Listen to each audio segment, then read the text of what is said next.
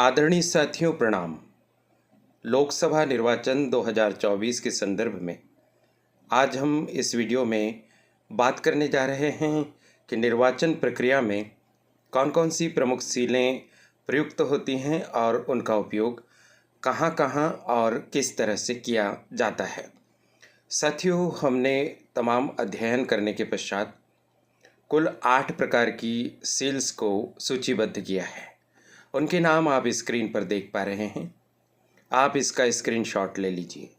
सुभिन्नक मोहर, पीठासीन अधिकारी की सील, मॉक पोल स्लिप वाली सील, पीठासीन अधिकारी की धातु की सील, निविदत्त मतपत्र की सील, घूमते तीरों वाली मुहर, ग्रीन पेपर सील और पिंक पेपर सील। आइए इसकी डिटेलिंग करते हैं। सुभिन्नक मोहर कहाँ कहाँ पर लगती है और कैसी दिखती है। आप देखिए, आपकी स्क्रीन पर एक गोलाकार मोहर होती है जिसमें एक गोले में बटे में 2 प्रकार के अंक लिखे होते हैं, जैसे 189/129। साथियों, ये दोनों संख्या किसी बात के संकेतक हैं। किसका संकेत करते हैं? 189 विधानसभा क्षेत्र का क्रमांक होता है और 129 मतदान केंद्र का क्रमांक होता है। ऊपर जो संख्या लिखी है वह विधानसभा क्षेत्र का क्रमांक है। नीचे जो संख्या लिखी है वह मतदान केंद्र का क्रमांक है। 189 विधानसभा खरगोन लोकसभा क्षेत्र के अंतर्गत पानसेमल विधानसभा क्षेत्र का क्रमांक है। तो इस तरह की जो मोहर होती है उसे हम सुभिन्नक मोहर कहते हैं। यह प्रत्येक मतदान केंद्र के लिए अलग अलग होती है, इसमें भिन्नता होती है, इसलिए इसे सुभिन्नक मोहर का नाम दिया गया है। कहाँ कहाँ पर इसे अंकित करना है? निर्वाचन प्रक्रिया में प्रयोग में आने वाले सभी प्रारूपों या प्रपत्रों पर इसे लगाया जाना है। जितने भी लिफाफे आप प्रयोग में लेते हैं उन पर लगा दीजिए।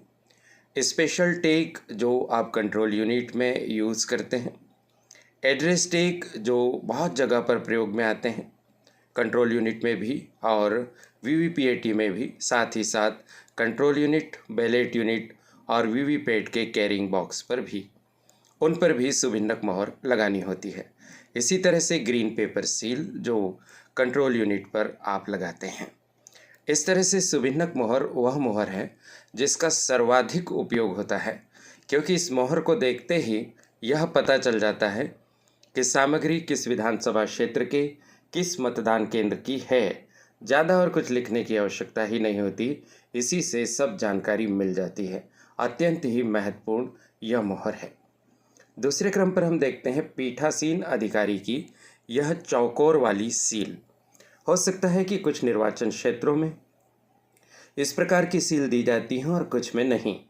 यदि सामग्री के साथ आपको इस प्रकार की सील दी गई है तभी यह स्लाइड आपके काम की है, और यदि इस प्रकार की कोई सील नहीं दी गई तो इसकी चिंता करने की आवश्यकता नहीं, क्योंकि इसमें जो सूचना दी गई है वह ऑलरेडी सुभिन्नक मोहर में होती ही है। इसे कहाँ लगाना होता है? उन सभी प्रारूपों में लगाना है जहाँ पीठासीन अधिकारी के हस्ताक्षर होते हैं। आगे हम आपको एक स्लाइड में बताएंगे भी कि इसे किस तरह से प्रयोग में लाना चाहिए। इसी के अलावा जितने भी लिफाफे आप प्रयोग में लाते हैं उन लिफाफों के आउटर कवर पर भी इस सील को हमें लगा देना चाहिए। अब हमारे सामने है मॉक पोल स्लिप वाली सील। मॉक पोल स्लिप वाली सील की संरचना अलग अलग निर्वाचन क्षेत्रों में कुछ अलग अलग दिखाई दे जा सकती है।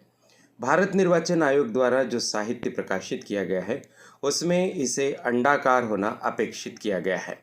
बहरहाल जिस भी तरह की आपको यह सील मिलती है इसका उपयोग आप कीजिए।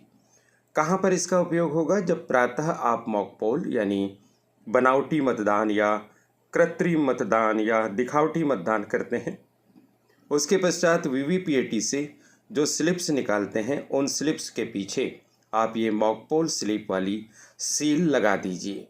साथियों, यदि आपके निर्वाचन क्षेत्र में कहा गया है कि केवल उन्हीं स्लिप्स पर यह सील लगाना है जिसमें मतदान किया गया है, यानी टेस्ट वाली पर्चियों पर नहीं लगाना है, तो वैसा कर लीजिए। और यदि कहा गया है आपको कि वीवीपीएटी से जितनी भी स्लिप्स निकलती है, टेस्ट स्लिप और साथ ही साथ में मतदान वाली स्लिप, उन सब पर लगा दीजिए।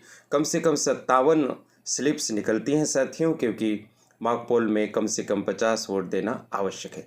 जैसा निर्देश दिया गया है उस तरह से आप वीवीपीएटी से निकलने वाली पर्चियों पर इस तरह की सील लगा दीजिए, मॉक पोल स्लिप वाली सील, और फिर उसके बाद उसे काले लिफाफे में रख देंगे।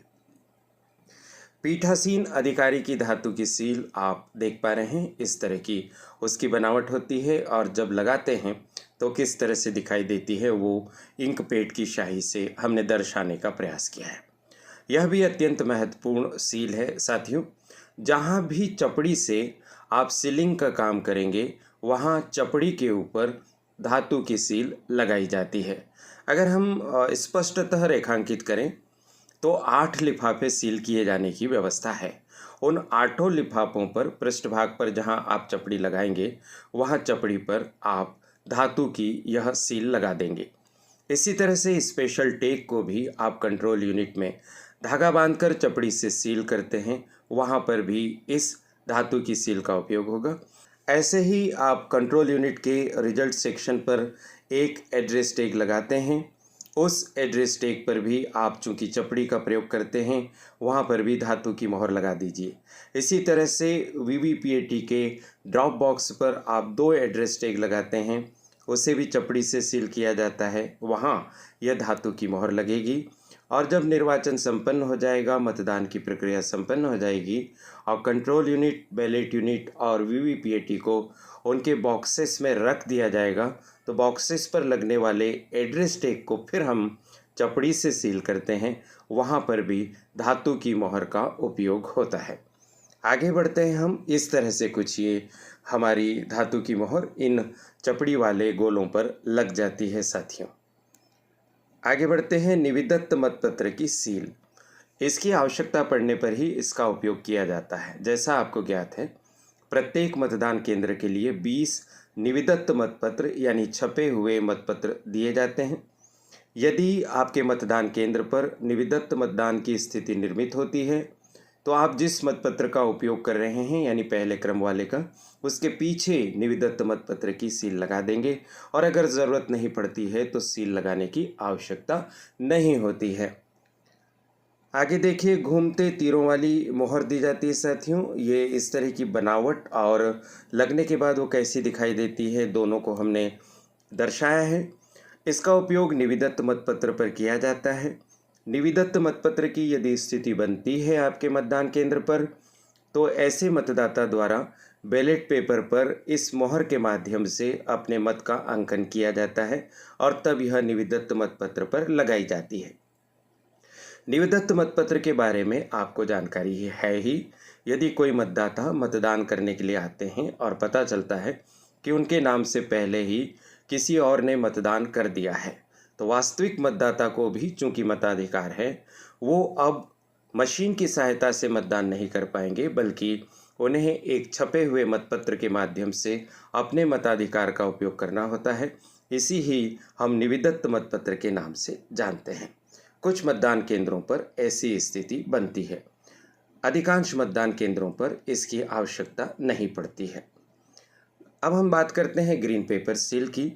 आपको ज्ञात है कि ग्रीन पेपर सील का उपयोग कंट्रोल यूनिट के रिजल्ट सेक्शन के इंटरनल कंपार्टमेंट में इंसर्ट करने के लिए किया जाता है, जैसा कि आप इमेज में देख पा रहे हैं। इस तरह से इंसर्ट करने के पश्चात इसे लगाया जाता है, फिर स्पेशल टैग लगाया जाता है, फिर आउटर कंपार्टमेंट को बंद किया जाता है, फिर एड्रेस टैग लगाया जाता है आउटर कंपार्टमेंट पर, और फिर उसके पश्चात ग्रीन पेपर सील के AB स्टिकर को निकाला जाता है और उसे आउटर कंपार्टमेंट पर पेस्ट कर दिया जाता है। तो यह ग्रीन पेपर सील का उपयोग हो गया। पिंक पेपर सील हमें एक प्राप्त होती है और पिंक पेपर सील का हम उपयोग, ये कागज़ की सील होती है साथियों, ग्रीन पेपर सील की तरह ही कलर इसका पिंक होता है। इसको मॉकपोल स्लिप्स रखने वाले काले लिफाफे पर इस तरह से चिपकाया जाता है और इन पर पीठासीन अधिकारी और मतदान अभिकर्ता हस्ताक्षर करते हैं, पिंक पेपर स्लिप पर भी और इसी तरह से ग्रीन पेपर सील पर भी और पिंक पेपर सील पर भी। देखिए साथियों, ये आपको एक प्रपत्र दिखाई दे रहा है। यह वस्तुतः एक लिफाफा है। लिफाफे के शीर्ष पर हमने सुभिन्नक मोहर को लगाया है, ऐसे लगा दीजिए। यदि आपके निर्वाचन क्षेत्र में पीठासीन अधिकारी की चौकोर सील दी है तो इस तरह से आप उसे लेफ्ट साइड में लगा सकते हैं और संख्या लिख दीजिए और जहाँ पीठासीन अधिकारी लिखा है वहाँ पर आप हस्ताक्षर कर दीजिए पीठासीन अधिकारी के तौर पर। इसी तरह से ये प्रारूप है अभिलिखित मतों का लेखा। इसके ऊपर भी शीर्ष पर हम इस तरह की सुभिन्नक मोहर लगा देंगे। सारे प्रारूपों पर सुभिन्नक मोहर इस तरह से लग जाएगी। यदि आपके निर्वाचन क्षेत्र में चौकोर या स्लिप दी गई है पीठासीन अधिकारी की, तो प्रत्येक प्रारूप पर जैसे आप यहाँ देख रहे हैं जहाँ पीठासीन अधिकारी के हस्ताक्षर होते हैं उसके नीचे, और अगर नीचे जगह ना हो तो साइड में आप इस सील को लगा सकते हैं। साथियों, इस वीडियो का उद्देश्य आपकी सहायता करना है। किसी भी प्रकार का संदेह उत्पन्न होने पर भारत निर्वाचन आयोग की वेबसाइट को विजिट कीजिए, प्रामाणिक दस्तावेजों का अध्ययन कीजिए। आपके निर्वाचन क्षेत्र में जो प्रशिक्षण दिया गया है, आपके विद्वान मास्टर ट्रेनर्स ने जो बात बताई उन्हें प्राथमिकता दीजिए। किसी भी प्रकार का संदेह होने पर आप उनसे चर्चा करके इसका निवारण कीजिए। कमेंट बॉक्स में आप बताइए कि आपने भारतवर्ष के किस राज्य से इस वीडियो को देखा, आपका निर्वाचन क्षेत्र कौन सा है और यह वीडियो आपकी सहायता करने में कहाँ तक सफल हुआ। निर्वाचन प्रशिक्षण से संबंधित ऐसे ही वीडियोस के लिए करियर एडवाइस चैनल आपके लिए उपलब्ध है। इस चैनल को सब्सक्राइब कर दीजिए। इसके साथ बने रहिए निर्वाचन के दौरान भी और निर्वाचन के उपरांत भी। मुझे महत्वपूर्ण बात आप तक पहुंचाने का अवसर देने के लिए करियर एडवाइस चैनल की संचालिका प्रीति गुलवानिया जी और उनकी परिश्रमी टीम के प्रति बहुत बहुत आभार। आप सभी को शुभकामनाएं। नमस्कार।